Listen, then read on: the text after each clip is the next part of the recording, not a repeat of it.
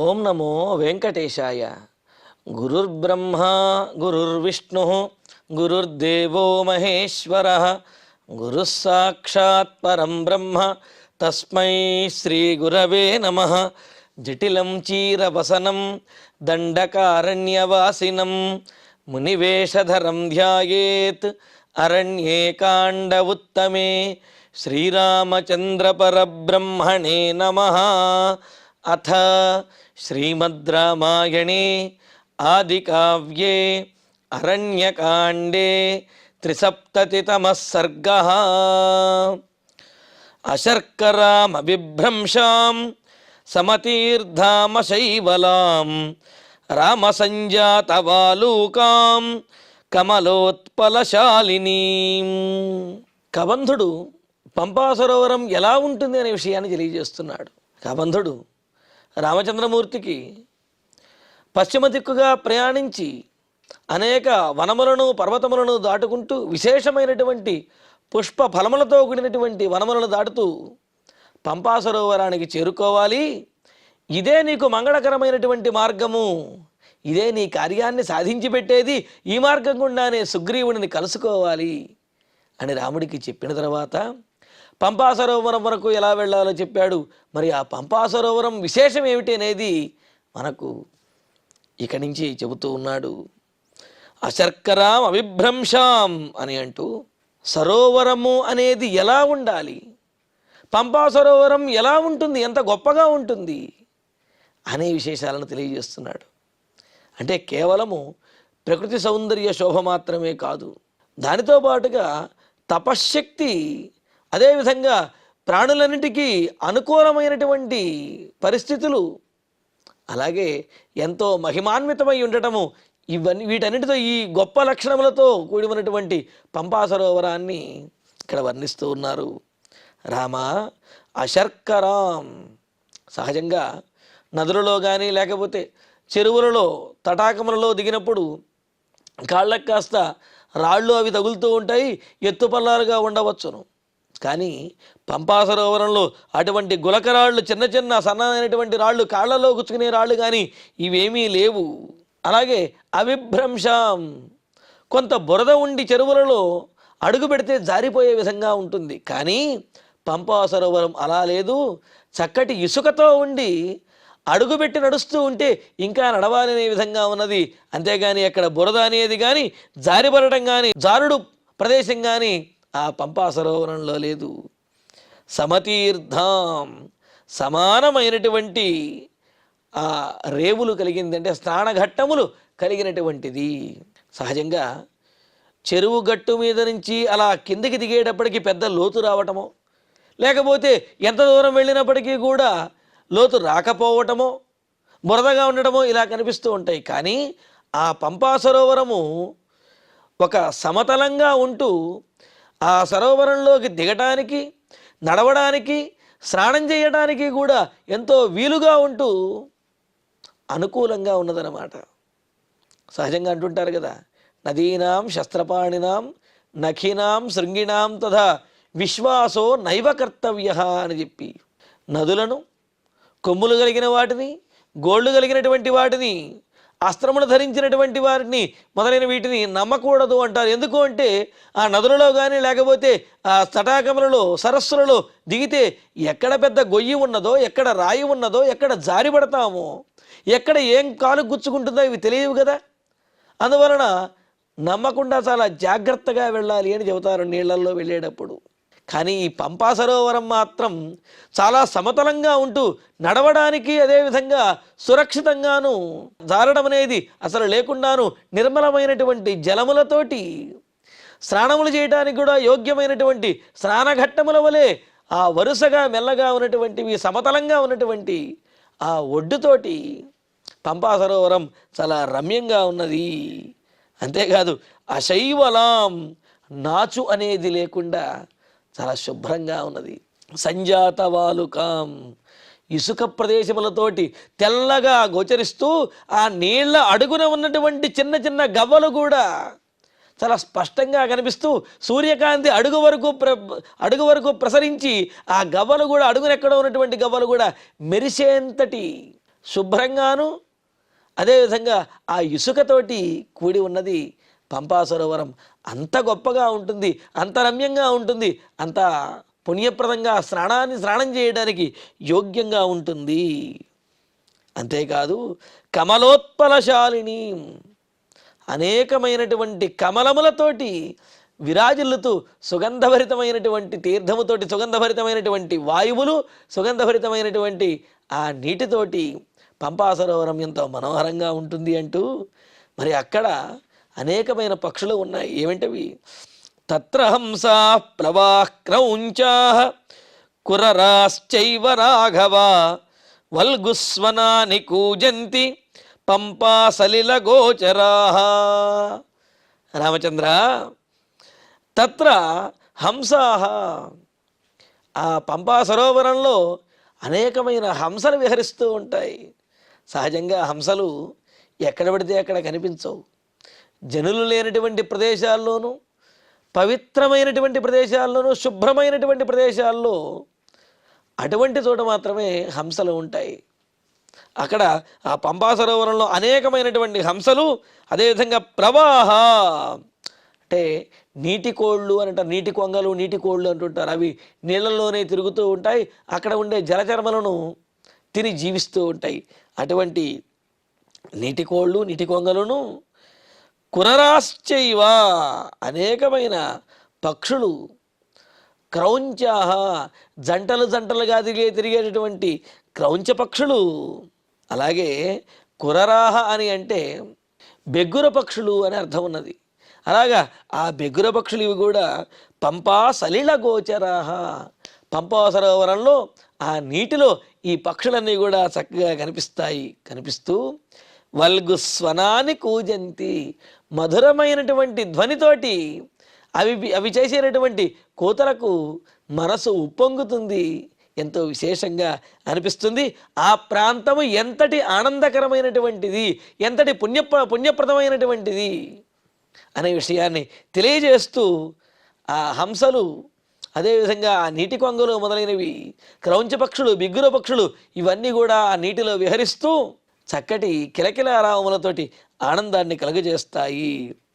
నోద్విజంతే నరాన్ దృష్ట్వా వధస్యాకో విదా శుభా ఘృతపిండోపమాన్ స్థూలాన్ తాన్ ద్విజాన్ భక్షయిష్యథా.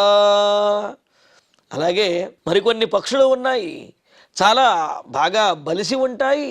అదేవిధంగా భయం అనేది వాటికి తెలియదు, ఎవరి దగ్గరకు వచ్చినా సరే దగ్గరకు రాణిస్తూ ఉంటాయి. అటువంటివైన వధస్య అకోవిదాహ, ఎవరైనా మనుషులు వచ్చి తమను చంపుతారని కానీ వేటాడతారని కానీ ఇటువంటి భయమేమీ లేనటువంటి పక్షులు అక్కడ తిరుగుతూ ఉంటాయి. ఎందుకంటే ఆ ప్రాంతానికి వచ్చి వేటాడే వాళ్ళు ఎవరో కూడా ఉండరు. అటువంటి పక్షులు, బాగా బలిష్టమైనటువంటి పక్షులు అక్కడ కనిపిస్తున్నాయి. తాన్ ద్విజాన్ దృష్ట్వా నోద్విజంతే, అవి ఇక్కడ ఆ పక్షులను చూచినట్లయితే వాటిలో ఒక విశేషం ఉంది. అవి మనుషులను చూచి భయపడటం కానీ పారిపోవటం కానీ అవి ఏమీ చెయ్యవు.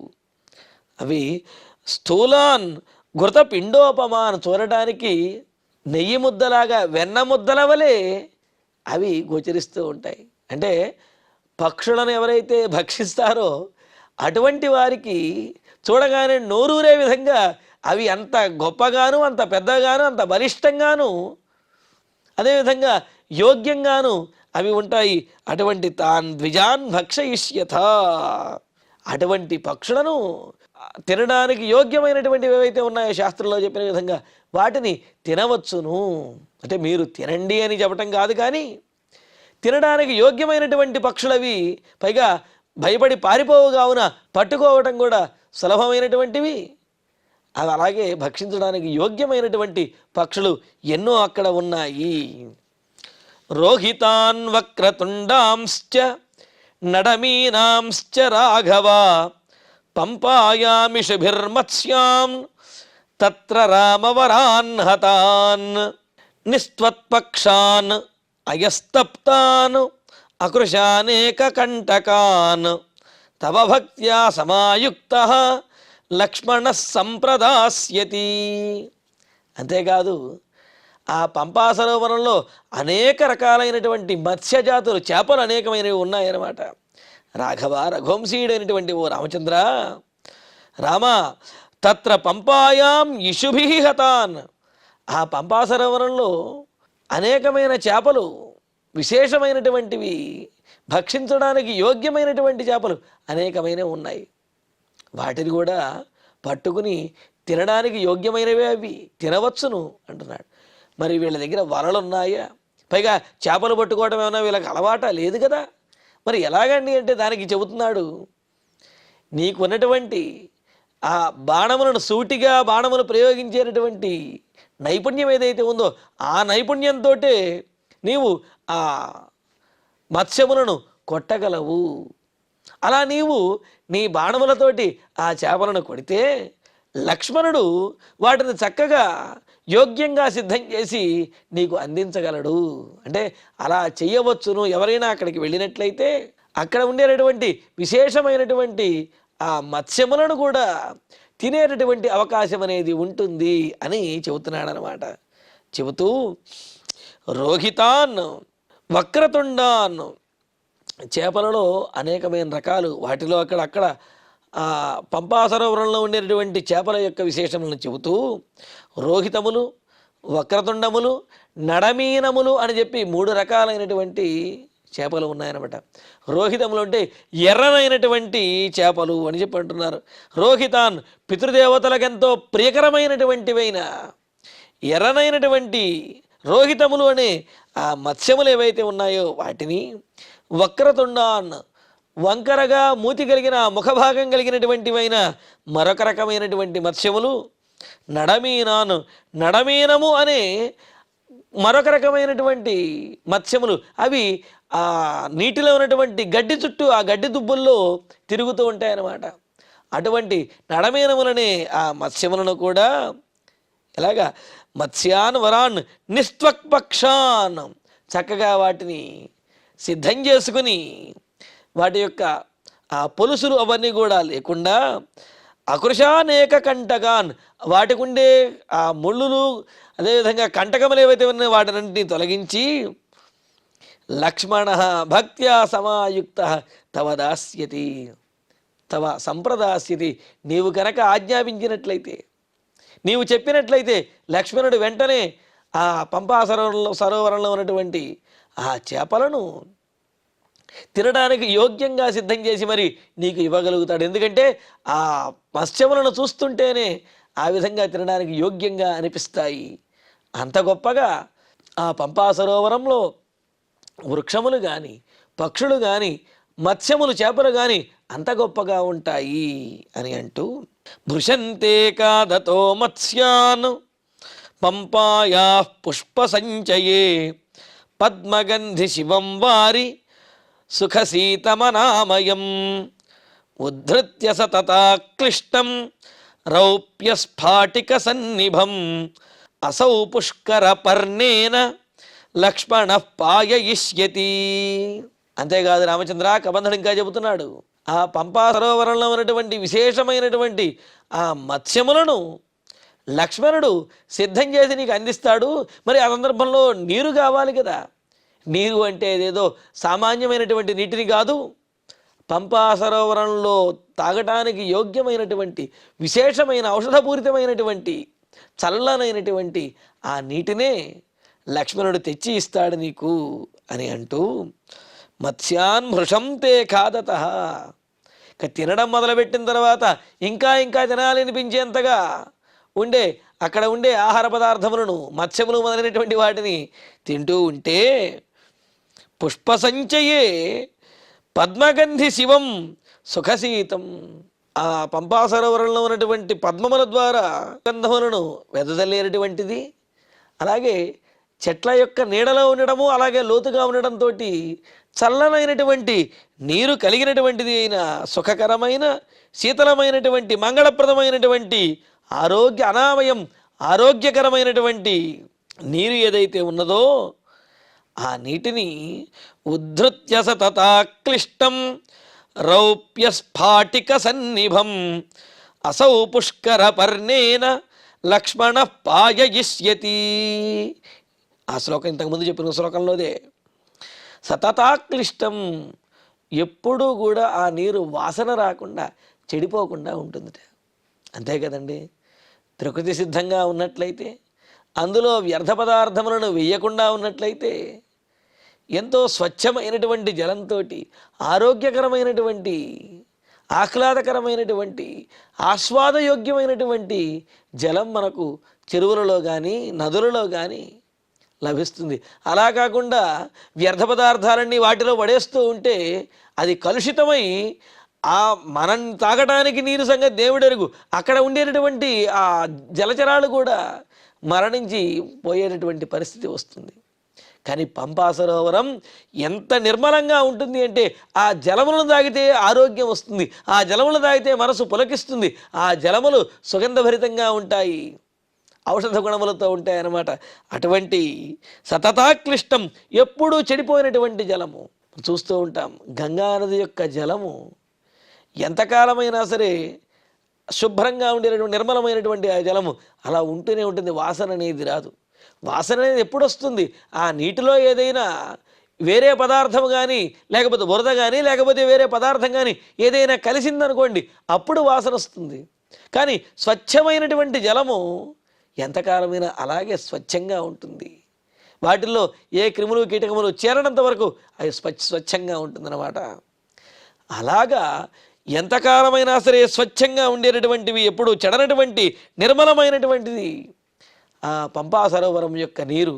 ఎలా ఉంటుంది చూడడంగానే అది రౌప్య స్ఫాటిక సన్నిభం, వెండితోటి స్ఫటికతోటి సమానంగా కనిపిస్తూ ఉంటుంది. అలా సూర్యుని యొక్క కాంతి, చంద్రుని యొక్క కాంతి కనిపిస్తూ ఉంటే కొన్ని సందర్భాల్లో వెండిలా ఉంటుంది, కొన్ని సందర్భాల్లో స్ఫటికలా ఉంటుంది. అలాగా ఎంతో శుద్ధంగా ఉండేటటువంటిదైన వారి ఆ పంపా సరోవరంలో ఉన్నటువంటి జలాన్ని అసౌ లక్ష్మణ, ఇదిగో నీ తమ్ముడైనటువంటి లక్ష్మణుడు పుష్కరపర్ణేన, తామరాకుని ఒక దొప్పలాగా దొన్నెలాగా చేసి ఆ తామరాకుతోటే నీ తమ్ముడు పంపా సరోవరంలో ఉన్న నీటిని తీసుకువచ్చి నీకు దాహం తీరటానికి, నీవు ఆహారాన్ని భుజించడానికి ఆ జలాన్ని తీసుకుని వచ్చి నీ తమ్ముడు ఇస్తాడు. కావున అక్కడ కూడా మీరు చక్కగా ఉండి ఆ ఫలములను, అదేవిధంగా ఆ జలములో ఉండేటటువంటి విశేషమైనటువంటి పదార్థములను వాటిని భక్షించవచ్చును అని అంటూ ఇంకా చెబుతున్నాడు. స్థూలాన్ గిరి గుహాశయ్యాన్ వరాహాన్ వనచారిణ అపాం లోభాదుపావృత్తాన్ వృషభానివ నర్దత రూపాన్వితాంశ్చ పంపాయాం ద్రక్ష్యసి త్వం నరోత్తమా.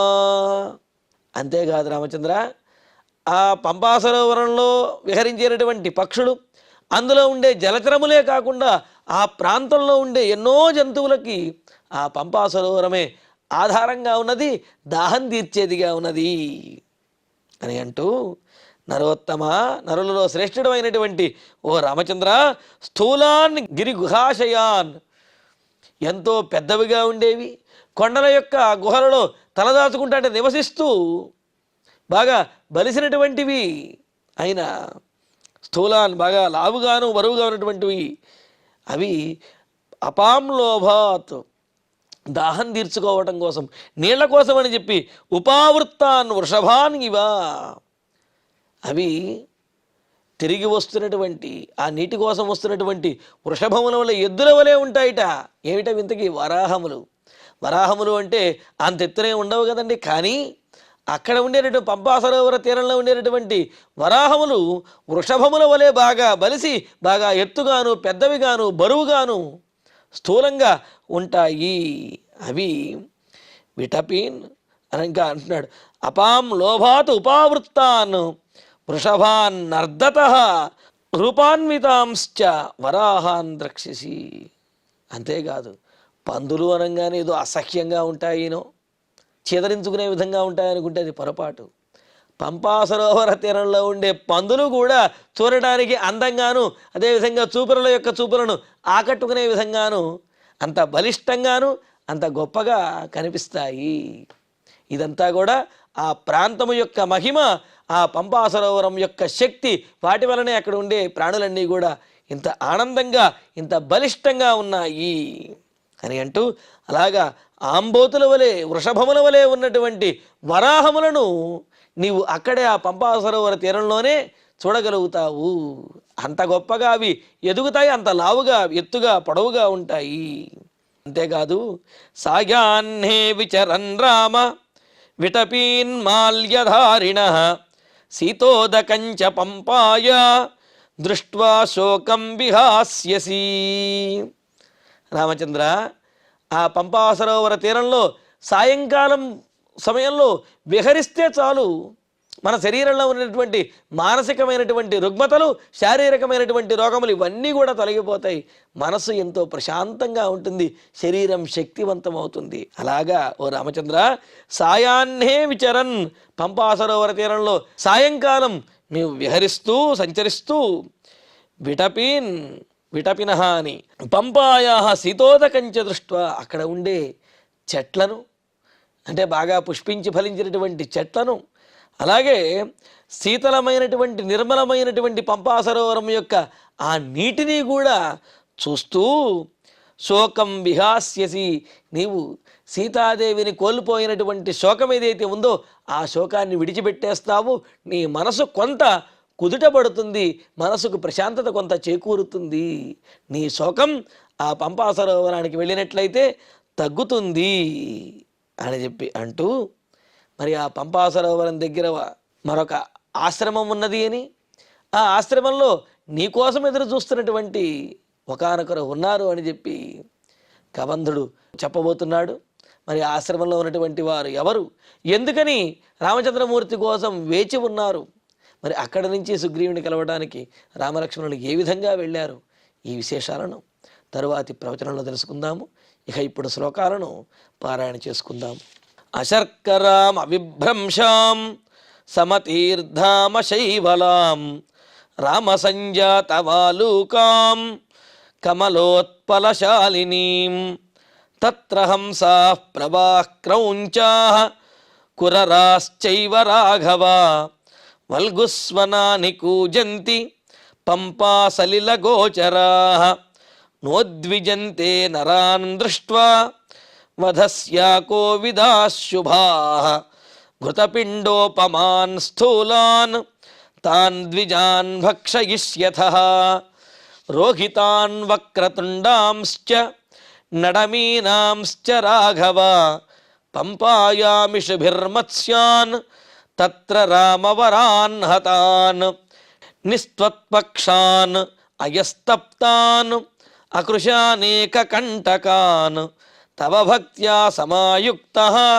లక్ష్మణః సంప్రదాస్యతి భృశంతే ఖాదతో మత్స్యాన్ పంపాయాః పుష్పసంచయే పద్మగంధి శివం వారి సుఖసీతమనామయం ఉద్ధృత్య సతతాక్లిష్టం రౌప్యస్ఫాటిక సన్నిభం అసౌ పుష్కరవర్ణేన లక్ష్మణః పాయయిష్యతి స్థూలాన్ గిరిగుహాశయ్యాన్ వరాహాన్ వనచారిణః అపాం లోభాదుపావృత్తాన్ వృషభానివ నర్దతః రూపాన్వితాంశ్చ పంపాయాం ద్రక్ష్యసి త్వం నరోత్తమా సాయాహ్నే విచరన్ రామ విటపీన్మాల్యధారిణః సీతోదకంచ పంపాయా దృష్ట్వా శోకం విహాస్యసి. ఇత్యార్షే శ్రీమద్ రామాయణే ఆదికావ్యే అరణ్యకాండే 73తమే సర్గే 10 శ్లోకాః. ఇక ఇప్పుడు క్షమాప్రార్థన మంగళాంతంగా ఈనాటి ప్రవచన పారాయణ కార్యక్రమాన్ని పరిపూర్ణం చేసుకుందాం. యదక్షరపదభ్రష్టం మాత్రాహీనంతు యద్భవేత్ తత్సర్వం క్షమ్యతాం దేవ నారాయణ నమోస్తుతే. కాయేన వాచా మనసేంద్రియైర్వా బుద్ధ్యాత్మనా వా ప్రకృతే స్వభావాత్ కరోమి యద్యత్ సకలం వరస్మై నారాయణాయేతి సమర్పయామి. శ్రియః కాంతాయ కళ్యాణ నిధయే నిధయేర్ధినాం శ్రీవేంకట నివాసాయ శ్రీనివాసాయ మంగళం.